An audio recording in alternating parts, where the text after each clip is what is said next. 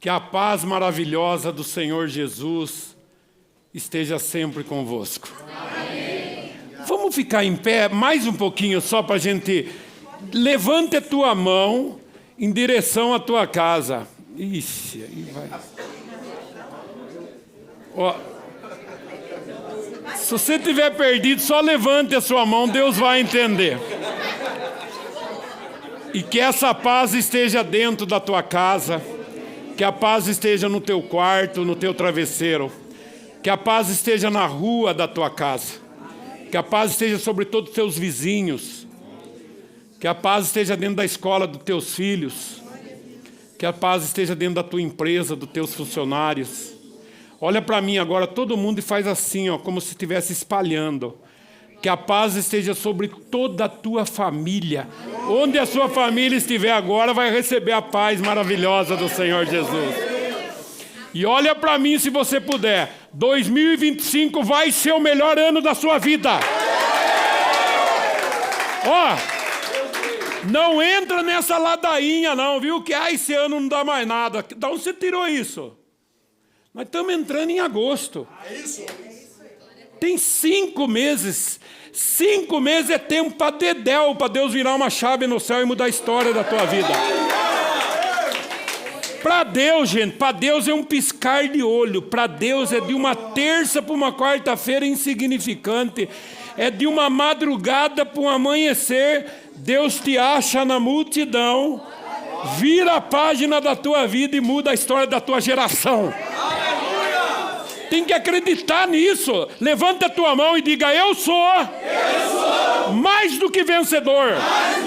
Agora diga com autoridade: eu tenho o DNA de campeão. É assim que funciona.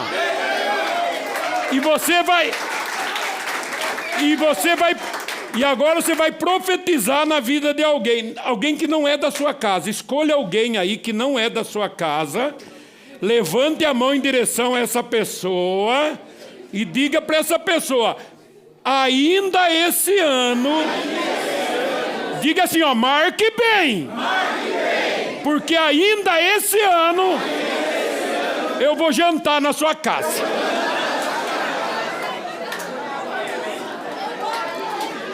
Viu? Ô, gente, ei, não, mas vocês estão muito afoitos. Eu nem terminei de profetizar, vocês já foram para bagunça, já volta a mão para essa mesma pessoa, eu não terminei. Fala para a pessoa: desculpa, mas ainda esse ano eu vou jantar na sua casa nova.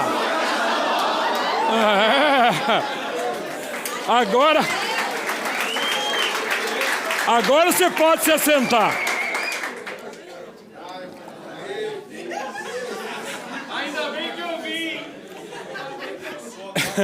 Ainda bem que eu vim, Jesus. Deus é tão perfeito em tudo que Deus faz, que até mesmo antes de você vir para a terra, Deus faz uma pré-seleção. Não é qualquer um que Deus permite vir para a terra. Para Deus sempre vai ser o melhor. Todo mundo aqui sabe da historinha da fecundação, onde, num trecho curto, talvez de 30 centímetros, bilhões de espermatozoides entram, engalfinhando, atropelando, na busca da fecundação. E nesses bilhões, a ciência diz que um só é que atinge o foco, o óvulo. Quem chega lá? O melhor. O mais saudável de todos. Quem chega? O mais rápido. Porque os lerdos ficaram tudo para trás. E a ciência diz que quando ele fecunda, todos os outros morrem. E é muito óbvio o que eu vou dizer para vocês aqui, mas eu acho que o óbvio deve sempre ser dito para a gente não esquecer. Quem venceu essa corrida foi você.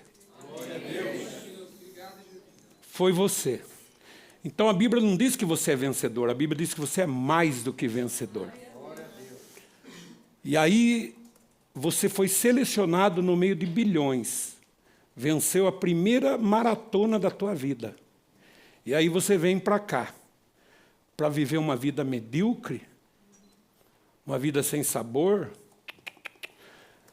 Você veio para cá para viver e comer o melhor dessa terra. Amém. E eu vou falar uma mensagem hoje para vocês, que Deus preparou, que está lá em 2 Coríntios, capítulo 4. Paulo deixa registrado em 2 versículos algo tão atual que parece que Paulo escreveu essa manhã. Parece que eu fui no escritório de Paulo e disse: Paulo, eu preciso falar com uma equipe hoje lá em Alphaville. Ele falou: fala isso aqui, ó. E parece que é tão atual que foi escrito. Não, isso aí foi escrito há mais de 2000 anos atrás. Olha o que Paulo escreve em 2 Coríntios. Eu estou usando a versão NVI, por causa de uma palavrinha que eu achei legal e está na NVI. Mas eu vou ler o 8 e o 9. Olha o que está escrito.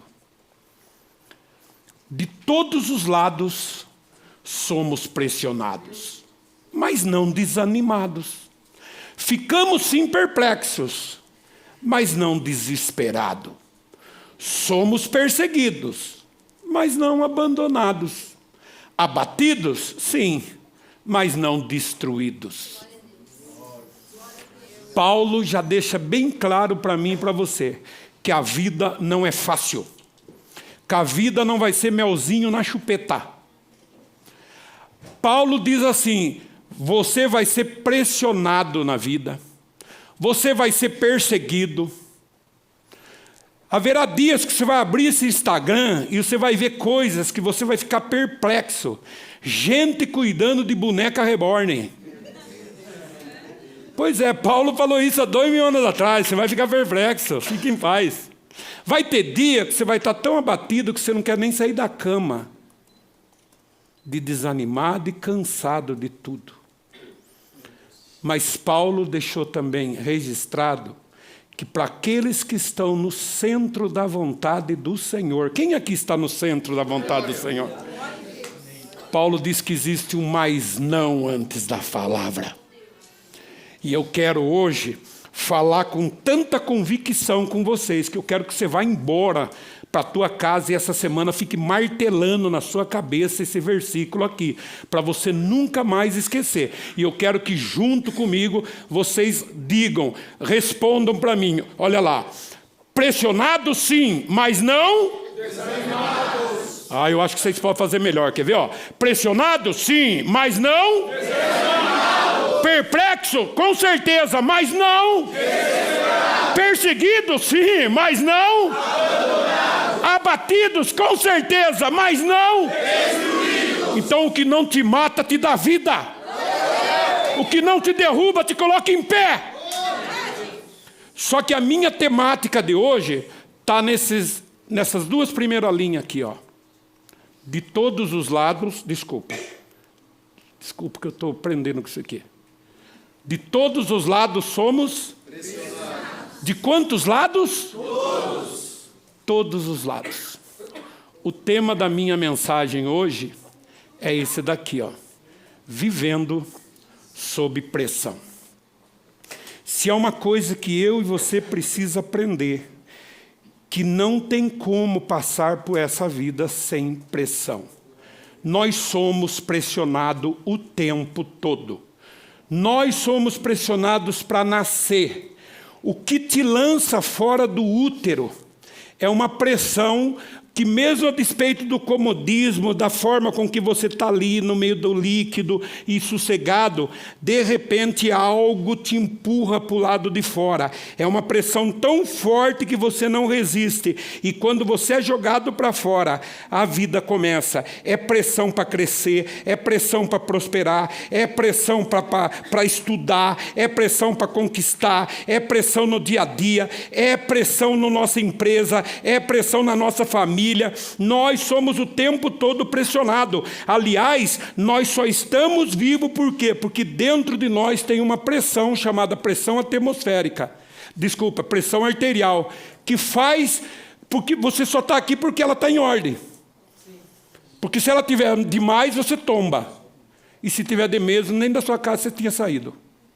Aliás, nós só moramos nesse planeta porque existe uma pressão atmosférica que faz desse planeta ser habitável. Então a pressão não tem como, ela faz parte da nossa vida. Nós somos pressionados pelos nossos inimigos e nós somos pressionados também por aqueles que mais nos amamos. Nós somos pressionados pela nossa família, nós somos pressionados pelos nossos filhos. Meu Deus, a gente se cobra, a gente nunca acha que está fazendo tudo que tinha que fazer, a gente acha que está ausente o tempo todo, a gente acha que está crescendo pressão, a gente perde sono, a gente tira sossego, a gente acha que precisa tirar pressão de quem? Daqueles que a gente mais ama. Pressão no nosso casamento, pressão das nossas esposas, pressão do nosso marido, e a gente é pressionado o tempo todo. Então, me parece que pressão, necessariamente, não é algo ruim na nossa vida. Mas a ausência dela nos faz acomodar. Porque é a pressão que nos levanta. É a pressão que nos faz jogar os pés fora da cama e vazar todos os dias. É a pressão que tira de nós aquela preguiça, aquela vontade de ficar mais um pouquinho debaixo da coberta. É a pressão que nos faz cada dia melhor na vida. Pressão, o tempo todo pressionado. E nós precisamos aprender isso na vida. Escute, nós precisamos tirar da cabeça essa sensação, ou essa babaquice de achar que servir a Deus, você está isento das pressões da vida. Pressão não é nada mais do que os problemas que nós temos na vida. E aí eu pergunto, quem que não tem problema na vida? Quem que não passa por problema na vida? Agora, venha para Cristo que você nunca mais vai... A Bíblia em nenhum momento nos isenta da pressão. Pelo contrário, ela diz que no mundo tereis aflições. Não vai ser fácil. Então, escuta o que eu vou falar para você nessa noite. Quem não vai à igreja tem problema. Mas quem vai à igreja também tem problema. Quem não ora, vai ter problema. Mas quem ora também tem. Quem não é batizado tem problema. Você sabia que quem é batizado também tem? Quem não é dizimista vai ter problema. Mas quem é dizimista também tem problema. Mas então, Nelson, dá licença.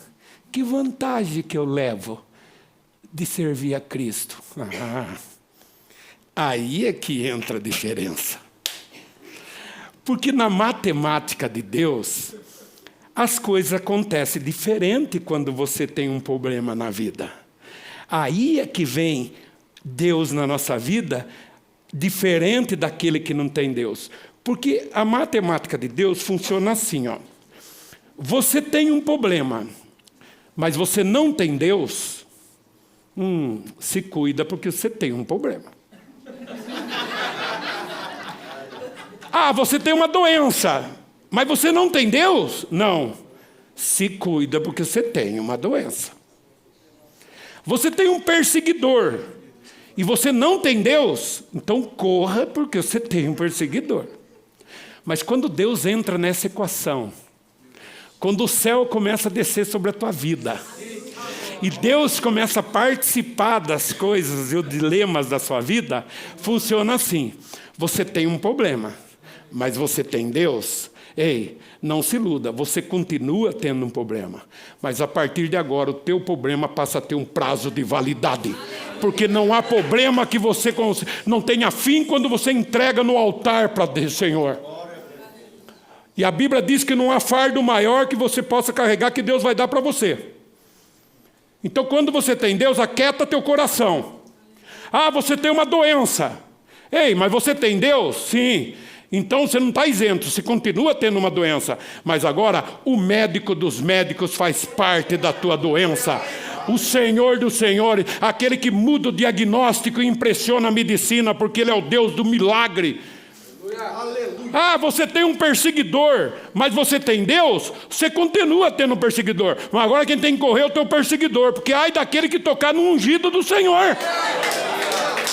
Ah, então, se for aplaudir, vamos aplaudir então. Agora, ei, tem gente que é muito vitimista.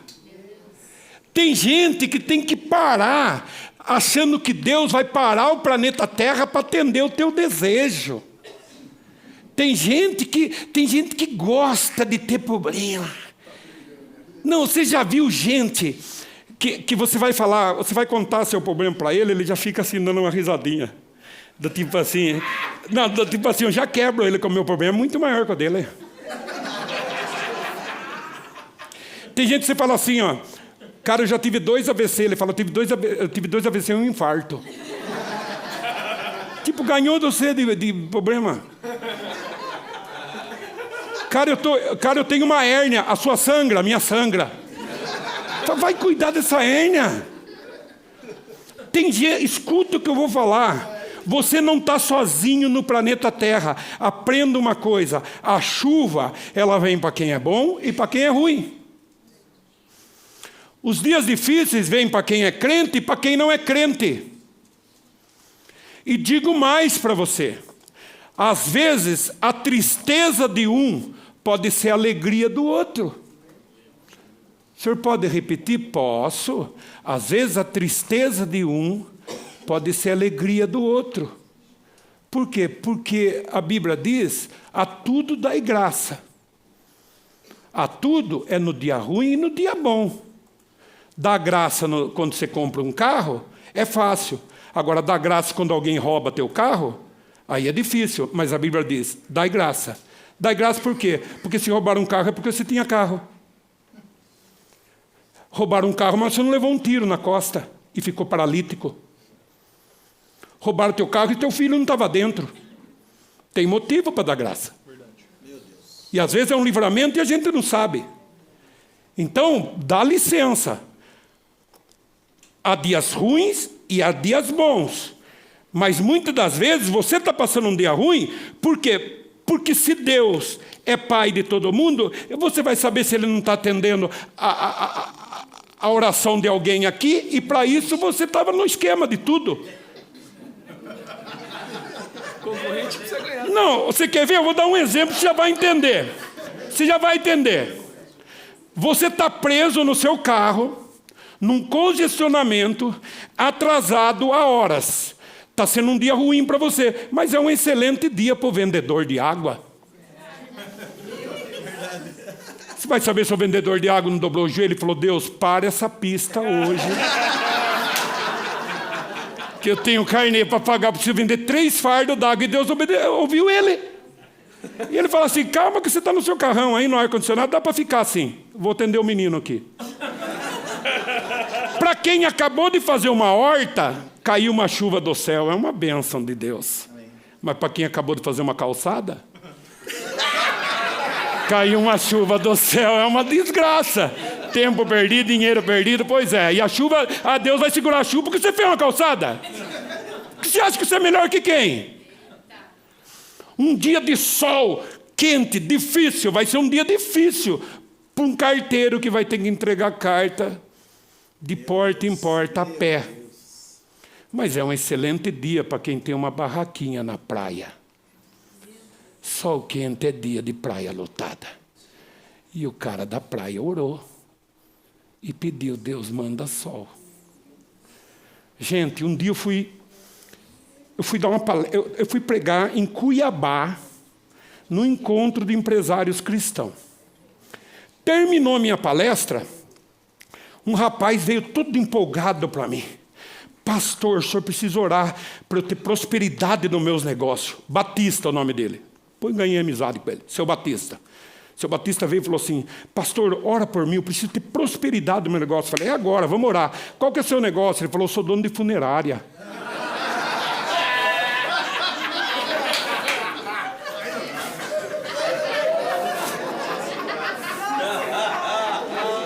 Pastor Filipac, você é mais crente que eu.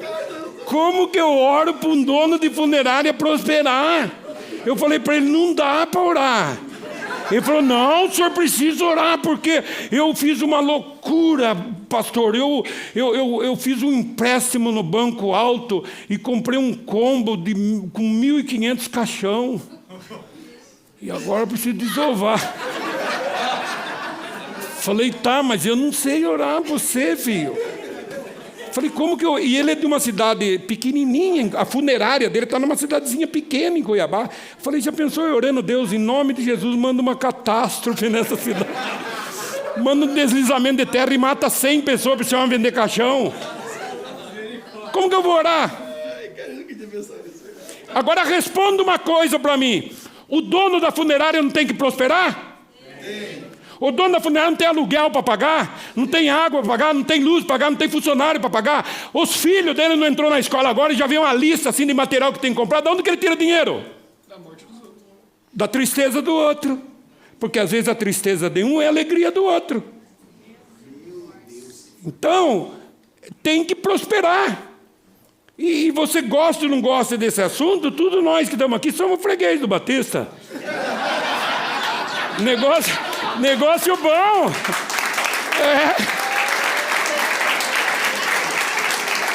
E eu orei por ele ali, do meu jeito. Às vezes eu orava, pensava, falava, não posso falar isso. Porque você imagina que é a vida do cara. E a família está envolvida. Ele chega em casa, a esposa dele fala assim, e aí, bem, como que foi? Ele fala, graças a Deus, hoje morreu 12 pessoas. Eu fico imaginando esse cara para sair de casa. Esse cara dobrar o joelho. Deus, tem que morrer gente hoje. E aí eu orei por ele do meu jeito. Às vezes eu orava, desorava, voltava e falava, não posso pedir isso. Aí eu sei que eu orei, ele gostou, porque deu um abraço em mim e falou assim, vai com Deus, professor. Se precisar de nós estamos aí. Eu falei, sai fora, rapaz.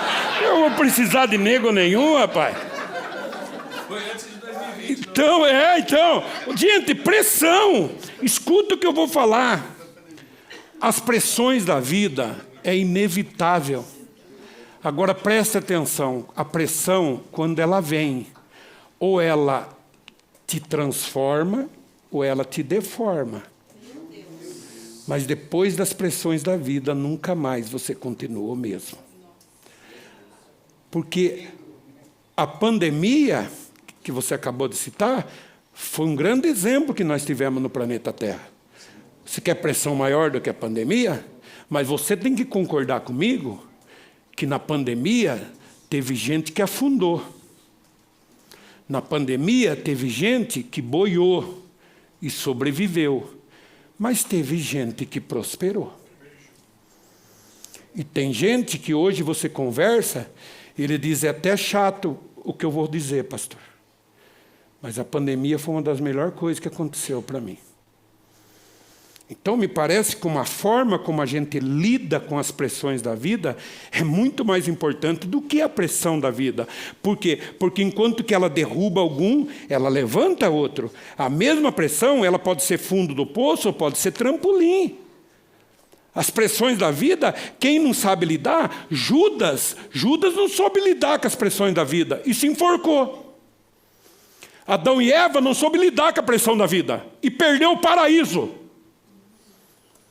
Sansão não soube lidar com as pressões da vida. E Sansão teve uma brilhante ideia. Matou um montão de gente e se matou junto.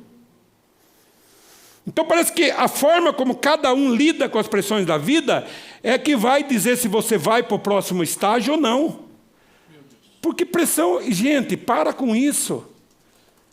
Ah, mas o senhor está falando isso, o senhor não está entendendo. A morte tem rondado minha casa. Salmo 23 para você. Que diz que, ainda que você ande pelo vale da sombra da morte, mal nenhum te atingirá, porque eu estarei lá contigo. Então olhe para mim, ali tem cheiro de morte, ali tem gosto de morte, ali tem presença de morte, mas é só uma sombra que está passando pela tua vida, porque o Senhor é contigo. Então me parece que é um momento de muita conexão com Deus. Porque quando você tem Deus na tua vida, quando você verdadeiramente entrega o volante na mão de Deus, e sabe que nem tudo é capaz de você resolver, parece que as coisas ficam mais fáceis para a gente avançar. Os dilemas virão, mas com Deus você é muito mais. Tem gente que passa uma vida inteira e não entende isso. Ah, mas tem crise. E quando não teve crise? Quando não teve? Sabe por que serve a crise? Para separar o profissional do amador. Para separar quem veio ao mundo a trabalho ou quem veio a passeio. Sabe para que serve crise? Para separar quem é bom de quem é ruim. E de vez em quando Deus dá uma chacoalhada. Deus dá um tranco. E o tranco ele tem duas funções. Ou ele te derruba, ou ele te joga para frente. Mas depois do tranco, nunca mais você vive no mesmo lugar.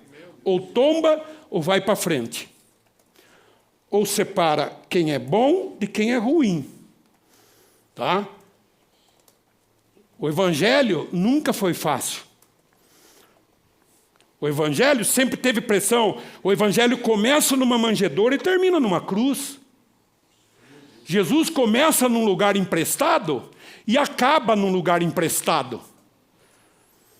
Jesus sofre pressão em 3 anos só de peregrinação, 3 anos só de evangelho, de pregação. Jesus é atentado no deserto, Jesus é perseguido, é chicoteado. Jesus sua sangue. Hermatitrose, pesquise para você ver, isso é normal, é real, de pressão. Os apóstolos de Jesus, qual foi o final deles? Muitos foram decapitados, outros foram crucificados de cabeça para baixo. Muitos foram açoitados em praça pública. Cristãos eram jogados no Coliseu, no meio de leões, para divertir o imperador.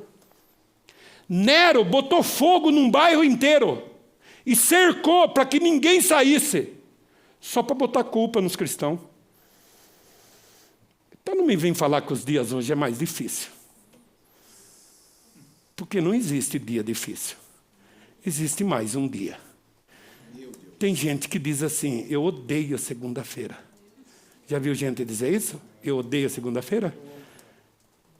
Sabe para você que odeia segunda-feira? Vou dar uma dica. Morra no domingo.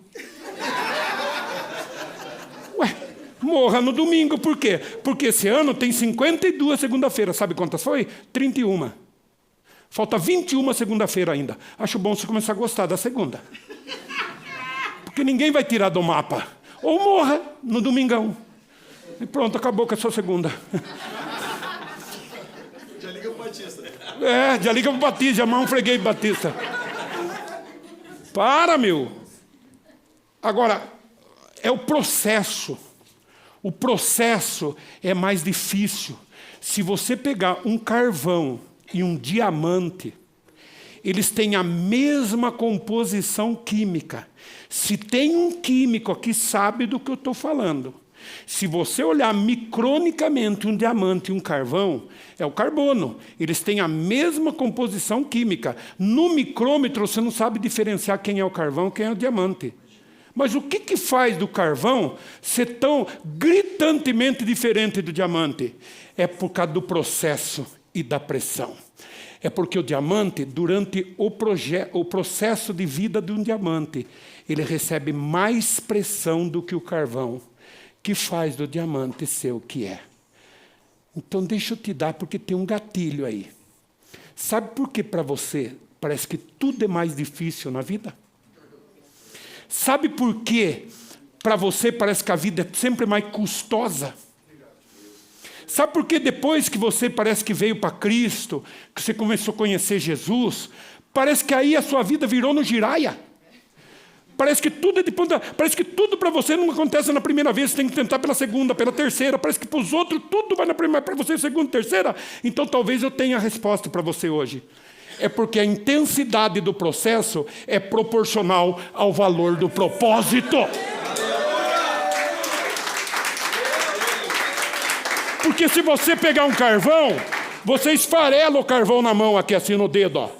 Mas o diamante, além de ser uma das pedras mais duras da natureza, que ela corta um vidro, é uma das pedras mais preciosas que nós temos na terra. Então, fique em paz. Se o processo está sendo difícil para você, é porque Deus está lapidando você.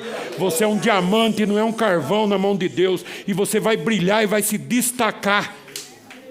Sabe, aceite isso. Deus está no comando da tua vida. É pressão em cima de pressão. A gente tem fases da vida que a gente não sabe o que está acontecendo, mas escute, é assim que você melhora as coisas. Se você pegar uma azeitona e pressionar, é que você tira o azeite dela.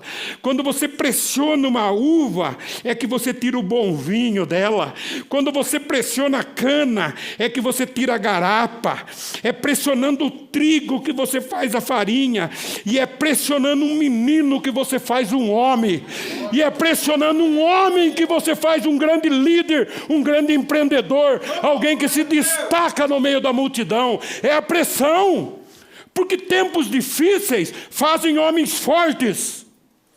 Homens fortes vão fazer tempos fáceis, mas cuidado, porque tempos fáceis fazem homens fracos, que hoje nós chamamos de Nutella.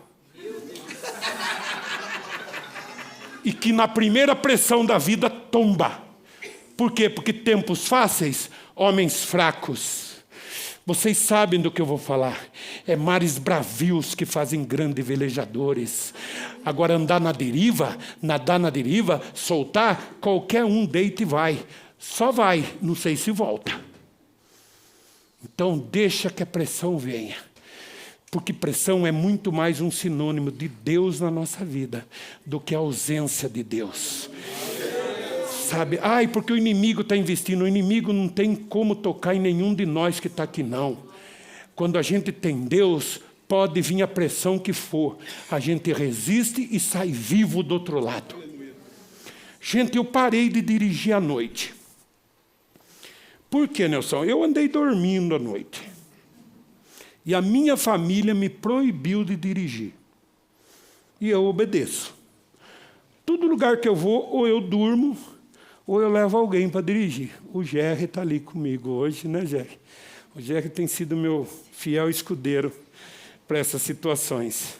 Então, em casa, eu falo assim, eu vou lá no Alphaville pegar. Ele fala assim, o Jerry vai? Vai, então pode ir. Então, porque amanhã cedo eu já dou aula também, eu não podia pousar, senão eu teria que falar, por favor, reserve um hotel que eu fico lá. Porque eu andei dormindo. Já fiz muita loucura, hoje eu não faço mais. E um dia, conversando com um caminhoneiro, ele disse para mim, quando você está com sono, sabe o que você faz, Nelson? Você abre, se tiver frio, você abre todos os vidros do carro, da frente, de trás, se tiver em cima, você abre também, e vem tomando vento frio. E se puder, arranque a camisa, e vem com frio. E se estiver chovendo, ou chuviscando, tome chuva. Deixe que molhe o carro, porque carro é só enxugar. E se tiver calor, você faz o contrário. Fecha tudo e não liga o ar. Eu falei para ele, mas por quê? Olha o que esse caminhoneiro me respondeu. É porque o desconforto te deixa atento. Mas só meia dúzia que pegou, então vou falar de novo. O desconforto te deixa atento. Ei, deixa eu falar uma coisa para você.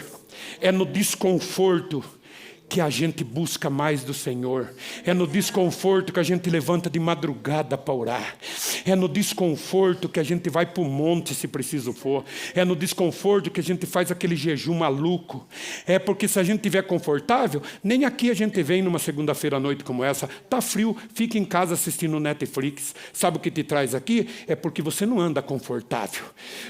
Guimarães Rosa, um estupendo médico mineiro, disse a seguinte frase: o animal satisfeito dorme. Meu Deus. Cuidado com a satisfação na tua vida. Cuidado, porque a satisfação é um ladrão de possibilidades para você crescer na vida. Cuidado, porque o que te movimenta é a insatisfação.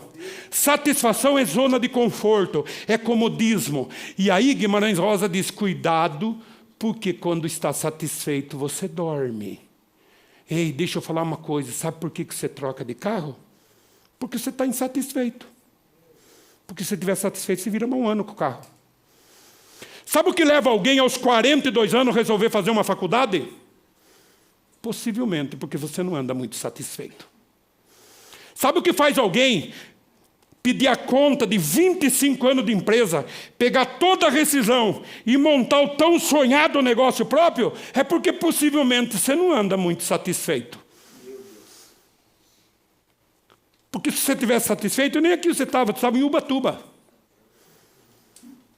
É a insatisfação que nos faz caminhar. É quando a gente percebe que a gente está desconfortável. É o desconforto que a gente escreve as grandes histórias da nossa vida. É no desconforto que a gente percebeu que a gente precisava de 5.000 para viver. Mas no desconforto a gente percebe que com 1.000 a gente vive. Quem anda num carro de 100.000, amanhã se precisar anda num de 10. E se precisar por um tempo, a gente fica sem carro. Dá para ficar um tempo sem carro ou não dá? Eu tenho certeza que você vai crescer muito mais, porque você vai começar a valorizar. Porque não confunda satisfação com gratidão. Gratidão é diferente, você tem que ser muito grato a Deus pela vida que você tem hoje, mas você não precisa ficar satisfeito. Você tem que agradecer todo dia a Deus pelo carro que você tem hoje, porque é a realidade que você está vivendo hoje. Mas não fique satisfeito. Você pode estar grato a Deus porque você tem uma casa, mesmo que seja de aluguel e mesmo que não seja a casa que você sonhou. Mas você tem para onde voltar a hora que nós terminar esse culto. Então agradeça, mas não fique satisfeito. Porque você nasceu para crescer, para ser mais do que vencedor. Você já foi um escolhido e uma escolhida, você não foi fruto do acaso. Se você venceu aquela corrida é porque você era o melhor, o mais rápido. Você não é um Zé Ninguém, você não é qualquer um que está aqui não. Você nasceu para ser cabeça e não para ser cauda. Então não fique satisfeito, mas olhe, respeita a inteligência de Deus. Deus é muito mais inteligente do que a gente pensa. Porque a Bíblia diz assim, cresça em graça, mas cresça em conhecimento. Nenhum momento Deus coloca a graça acima do conhecimento. E nem o conhecimento acima da graça. E muitas aberrações que a gente vê desse mundo evangélico, que mais nos envergonha de dizer que é evangélico, é porque às vezes cresceu em graça. Chama ele de Deus Todo-Poderoso, o Deus do impossível, e tira proveito disso, achando que Deus é tonto. Porque oração vem de orar e ação. Deus quer que você dobre o seu joelho, faça o seu jejum, venha para o culto, vá para o monte, faça tudo o que tem que fazer. Mas levanta e vai fazer. Porque Deus não trabalha com gente acomodada. Deus tem pavor de gente acomodada. Deus foge de gente acomodada. Quero que você mostre um personagem na Bíblia Sagrada que Deus escolheu para fazer parte da equipe dele que era acomodado. Olha a frase que eu vou falar para você. Muito mais do que a sua formação, Deus está de olho na sua disposição. Porque Deus não está muito preocupado se você é doutor, se você tem PhD, se você já tem 3 faculdades, porque você deve conhecer gente que tem mais faculdade que você e vive uma pindaíba de vida. E você deve conhecer gente, às vezes, da sua família, que nem estudo tem e construiu um império nessa vida. Porque muito mais do que a sua formação, Deus está de olho na sua disposição, na sua vontade de fazer, no seu querer, na sua ânsia de chegar lá, na sua vontade. E Deus ama a gente assim, porque a Bíblia diz que quem capacita é Deus. Quando Deus vê em você a vontade, a atitude de fazer, Deus te capacita, Deus te destaca na multidão, Deus faz você brilhar. Então a gente precisa respeitar a inteligência de Deus. Deus não vai deixar faltar nada para você.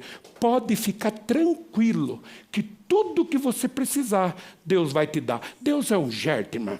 Deus jamais vai te faltar. Você precisa do quê? É fome que você tem? Ele é o pão da vida que desce do céu. Eu tenho sede. Ele faz jorrar a água da pedra para saciar a sua sede. O que você precisa de uma cura? Ele é o Deus, é o Jeová Rafá. Ele te dá a cura que você precisa. Você está precisando de uma libertação? Pois Deus te liberta. Então fique em paz que tudo que você precisar Deus vai te dar. Mas olhe para mim, jamais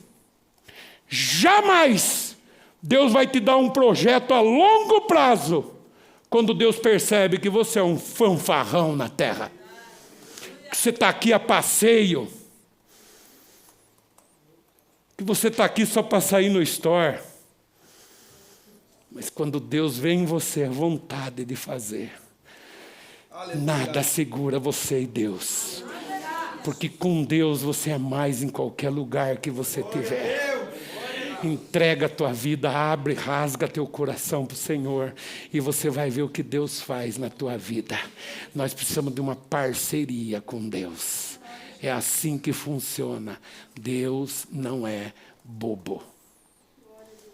Sabe por que as pressões às vezes nos assustam? Por causa da primeira impressão.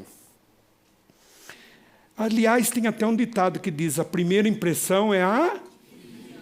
Não é, gente. A primeira impressão não é a que fica. É a segunda, a terceira, a quarta. E aí você vai... Como que você pode tirar alguma coisa da primeira impressão? Então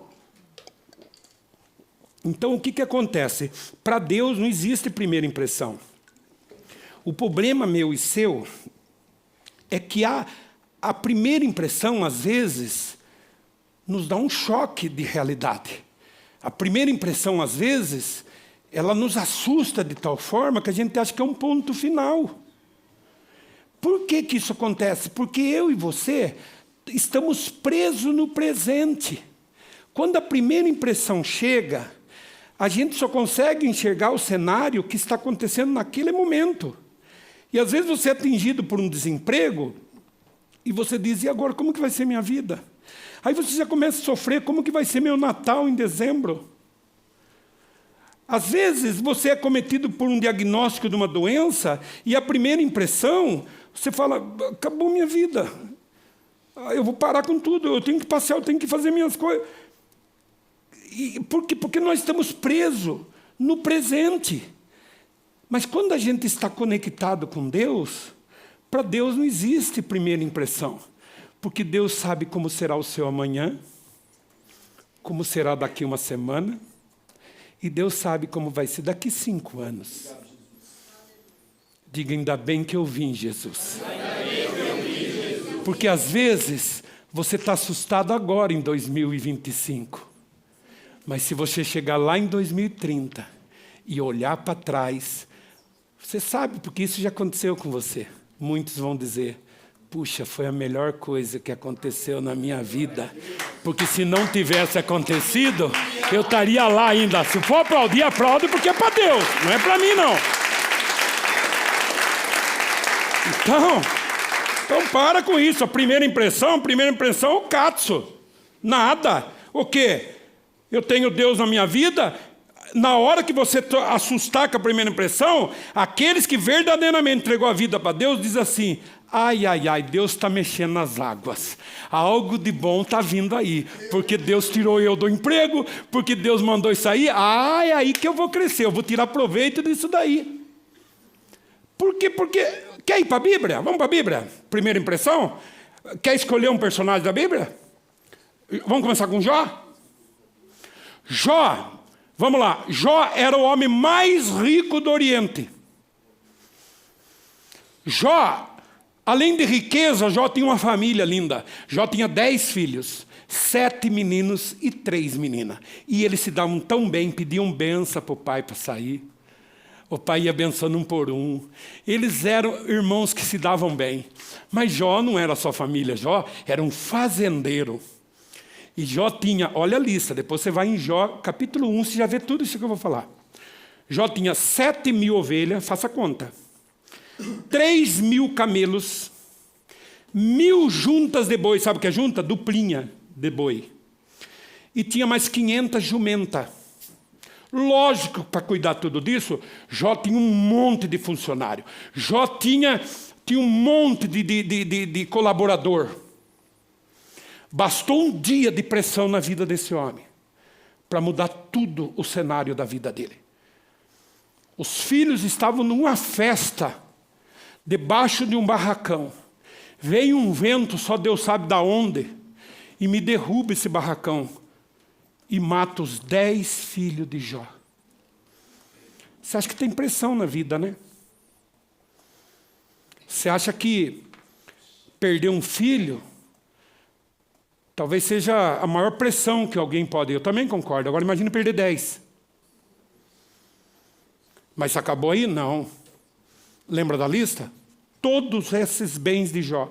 7.000 ovelhas, camelo. O que não morreu, roubaram. Até fogo do céu desceu e acabou com tudo. Os empregados foram assassinados, foram levados como... Acabou tudo. Ficou a míngua, sem nada mais. Acabou? Não. Aí deu ferida no corpo inteiro dele, que ele precisava se coçar com um caco de telha para tirar a ferida. Aí a gente olha a primeira impressão. Qual é a primeira impressão que a gente tem na vida de Jó? Cadê Deus? Ou a gente se cobra, do tipo assim, o que eu fiz de errado que Deus está fazendo isso comigo? Não é possível. E a primeira impressão, para quem olha de fora, fala assim, ó, meu Deus, o que Deus fez com esse casal? Olha o jeito que estão agora. Ué, quer ir para José? José era de uma família de 12 irmãos. E José era o mais novo, filho de Jacó, o filho da velhice. Jacó ganha um estima, um amor por aquele menino José e começa a tratar com tanto amor, com uma diferença que instiga o ciúme nos próprios irmãos, mas ciúme demoníaco. Os 11 irmãos planejam matar José. Jogam dentro de um poço com a ideia de matar. Aí Rúben, que era o irmão mais velho, Rúben diz assim, viu, não vamos matar, a gente não precisa matar. Vamos vender ele como escravo. Venderam para o Egito, José. Pegaram uma roupa, uma peça de roupa de José. Mataram um bicho, sujaram de sangue e levaram para o pai. Disse, olha, encontramos a roupa do seu filho. Suja de sangue, possivelmente um animal matou. O pai chora, mentira! Tinha sido vendido pelos irmãos. E aí começa a vida desse menino. Ele vai para o Egito, vai trabalhar na casa do governador. A mulher do governador canta o menino para querer dormir com ele. Ele diz não, porque disso ele vai para a masmorra, ele vai para a prisão, ele sofre na prisão. E aí a primeira impressão qual que é? Onde está Deus na vida desse menino? Esse menino pode ter tudo, menos Deus. Meu Deus, esse menino só nasceu para levar a pior. Esse menino tem que entregar a vida dele para Deus. Quer ir para Davi? Davi é ungido rei por Samuel. Samuel derrama o azeite, olha para Davi e diz, esse é o novo rei de Israel. Davi sai dali e vai assumir o reinado? Davi sai dali e vai para o pasto. Lá ele tem que matar leão, matar urso, matar gigante, fugir de Saul, se esconder e levar uma vida no pasto. Devia ser caçoado por todo mundo, porque ele ficou conhecido como, pelo menos para a família ali, que pelo jeito não gostava muito dele, do tipo assim, o outro foi ungido rei com 17 anos. Ele foi assumir com 30 anos. Ele ficou 13 anos falando assim, ele é ungido rei. Gente, qual é a primeira impressão? Ou Samuel errou, ou Deus errou, porque esse menino é tudo menos rei. Então a primeira impressão não tem nada a ver. Mas Nelson, você não está entendendo. Eu estou retrocedendo na vida. A pressão que eu estou recebendo, eu estou caminhando para trás. Nelson, eu já tive bem de vida. Eu já andei em carro bom. Eu já tive salário bom. Eu já morei dentro de condomínio. E olha a vida que eu estou hoje. Então aprenda uma coisa nessa noite. Para Deus não existe retrocesso. Para Deus tudo é um processo. Não existe retrocesso quando Deus está no controle de tudo. E olhe para mim se você puder. A flecha, para avançar, primeiro ela precisa retroceder. Quanto mais a flecha retrocede, mais ela avança. A Bíblia diz que Deus é nosso Pai. E a Bíblia diz que filhos são como flechas na mão do arqueiro. Quando a gente sabe que Deus é nosso Pai, nós somos flechas na mão de Deus. Quando você tem a convicção de quem é o arqueiro que está no domínio da sua flecha, que é você, escute, um arqueiro nunca puxa o arco para desprezar a flecha. Ele deve estar mirando em algum alvo que você não está vendo. E quando a gente tem a convicção de quem é o arqueiro na nossa vida, se pudesse fosse, a gente olhava para o céu e dizia, se quiser pode puxar mais, porque aqui aguenta. E deixa o arqueiro que puxe, porque quando o arqueiro soltar, você vai voar como nunca voou na vida. E existe uma palavra na língua portuguesa, que não faz parte da língua portuguesa, mas que faz parte do mundo espiritual. Você é imparável na mão de Deus. Então deixa que Deus manuseie a flecha que é você, porque a hora que Deus soltar, Ele conhece o alvo aonde você está indo. Então deixa que tensione quanto quiser. Quem está entendendo? Sabe o que eu e você precisa? É aprender que Deus não é lógico. Se é uma coisa que eu e você precisa, quando vai servir a Cristo, é entender que lógica é um negócio criado por nós para tentar desvendar o futuro. Lógica é algo que é baseado na física, na matemática, na estatística, para tentar fazer com que a gente descubra o que vai acontecer com aquilo que a gente está fazendo. Tipo assim, bom, você pegou uma doença, e pela estatística, de cada 10 que pega essa doença, 9 morrem. Então você vai morrer. Mas Deus não é lógico. Deus não trabalha com a lógica. É isso que é difícil de entender no Evangelho de Cristo. De cada 4 casamentos, 3 terminam no primeiro 5 anos. Por quê? Porque a estatística mostra que é isso. Então o seu vai terminar. Não, mas você não serve a estatística. O Deus que você serve diz que a promessa dele é que vocês envelheçam junto e só a morte um dia separe. É esse Deus que nós servimos. Por quê? Porque o ateu pira, porque o ateu não consegue entender isso, porque o ateu ele vai na lógica. Por exemplo, pode um homem andar sobre as águas? A física prova isso, tem até cálculo para isso. Mas Jesus andou. E para Jesus ele anda, ainda chama alguém que está fora para andar também, para mostrar que não precisa ser Deus, basta acreditar. Sabe por que ele nos deu um negócio chamado fé? Para a gente viver esse negócio que os caras não entendem. Como que pode? Explique para mim. Eu queria que o louvor já se posicionasse aqui, que eu vou terminar. Explique para mim como que pode 5 pães e 2 peixinhos alimentar 5.000 pessoas. Isso não tem lógica. E o ateu, ele fica maluco, porque ele fala assim, cara, você é inteligente, você é estudado, se você fizer o cálculo, não dá. Então, é porque ele vai pela lógica, mas nós não podemos ir pela lógica, porque Deus alimenta 5.000 pessoas, ainda sobra 12 cestos cheios de pães. Como que pode o sol parar? A ciência diz que não tem como. Pois Josué levantou a mão e o sol parou. Por quê? Porque nós servimos um Deus que não segue a lógica. Uai, pela lógica, como que pode um homem que faz 3 dias que está morto levantar e sair andando? O cara fica louco. Quem não conhece, o cara fala, mas você não pode acreditar nisso. Eu falo, mas eu não posso mesmo. Não tem como, se eu for pela lógica, acreditar nisso. Mas daí eu começo a ver o que Deus faz. E eu começo a entender que a Bíblia não é para ficar discutindo no Instagram, não é para você ficar defendendo. Acredite quem quiser.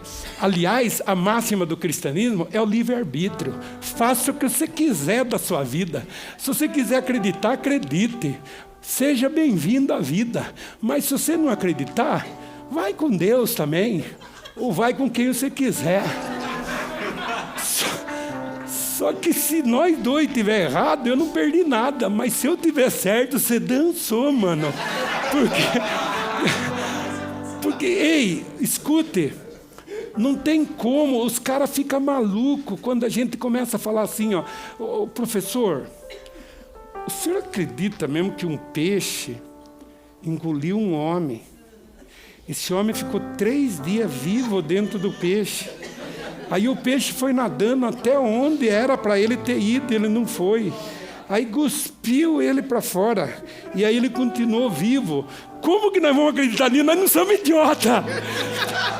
Mas lógico, mas se a Bíblia falar que o homem tinha engolido uma baleia, não acreditava também. Mas como eu não sei? Aí os caras ficam assim, mas como que foi um casal de bicho? Vá pro inferno você! Eu sirvo um Deus que faz acontecer, e eu não sei como, mas Ele vira a chave e muda a história da nossa vida. Para com isso. Sabe o que você precisa? Você precisa só de um de repente na sua vida. De repente, abre uma porta na sua vida e muda a história da sua vida. De repente sua cabeça está a 1000 assim, ó, e você está assinando um contrato que vai mudar toda a história de gente que ainda nem nasceu na sua família. De repente você está dentro de uma sala cheia de gente assim, ó, e alguém abre a porta, está todo mundo com o olho assim, ele aponta para você e diz, a licitação é sua. É um de repente, é de uma terça para uma quarta-feira, é de uma madrugada para um amanhecer, é um de repente. De repente dá uma cisma na sua cabeça, você faz mais um exame. E aí o diagnóstico vem que você não tem nada. E é o de repente de Deus na sua vida. De repente o seu sonho é ser mãe, mas já foi diagnosticada. Mas aí você acredita numa palavra, faz um xixi, enfia lá um teste, e quando levanta, deu positivo. E muda toda a história da tua vida. Você só precisa de um de repente. Vamos se colocar em pé. A vida... Ei! A vida não é fácil. Eu não vim aqui pregar para vocês que a vida tem sabor de mel. Para com isso. Para nós que frequentamos um lugar como esse, que escutamos louvor como esse que tocou aqui, sabe como que é a vida? A cada dia, com a minha fé aprovada, Deus me dá a chance de crescer um pouquinho mais. Vamos cantar?